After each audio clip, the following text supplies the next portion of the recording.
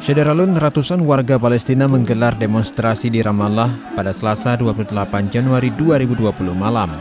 Aksi tersebut meletus di seluruh Palestina serta Gaza setelah konferensi pers Presiden Amerika Serikat Donald Trump di Gedung Putih terkait rencana perdamaian Palestina dan Israel. Donald Trump mengusulkan perdamaian dengan melahirkan kesepakatan baru untuk kedua pihak.